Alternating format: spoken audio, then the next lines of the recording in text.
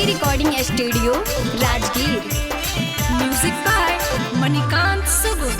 नीचे उतर गजनुआ मिले ले अलियौ गौआ, नीचे उतर गजनुआ मिले ले अलियौ गौआ।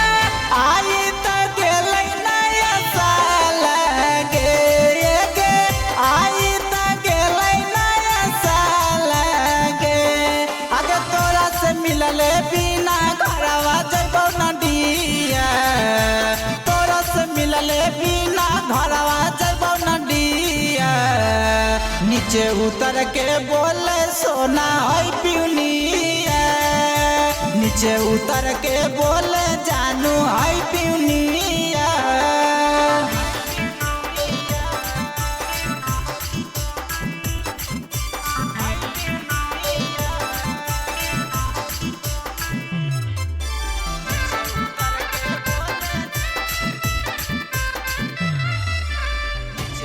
Music by Manikant सुगुन।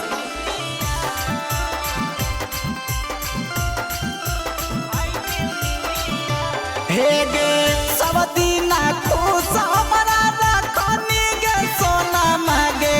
आज काटे नारद हमारा करही गे मोना मागे। हे गे सब दिना खुश हमारा रखनी गे सोना मागे। आज काटे नारद हमारा करही गे मोना मागे। जानू कोठवा से नीचे आई जो, आगे सोना छतवा से नीचे आई जो। आगे तोरा लागी ललियौ सोना फूल पिया, तोरा लागी ललियौ जानू फूल पिया।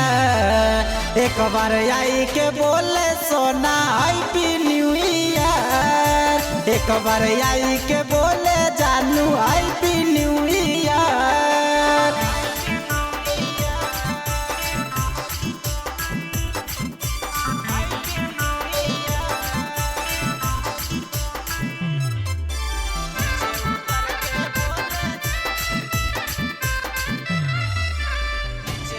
Music by Manikant सुगुन।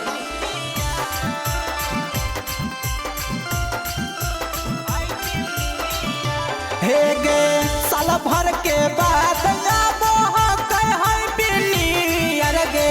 खुशी से पार्टी मनाबो है खोली के बियर गे।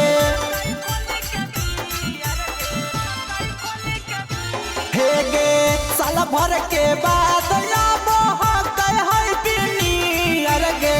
खुशी से पार्टी मनाबो है खोली के बियर। आगे जानू तोरा बिना पिकनिक अंधेर, आगे जानू तोरा बिना पार्टी सब अंधेर। आगे भूषण राजा के तो न जानू कल कौ तोर के यार, भूषण राजा के तो न सोना कल कौ तोर के यार। नीचे उतर के बोले जानू हैप्पी न्यू ईयर, एक बार आई के बोले जानू हैप्पी न्यू ईयर।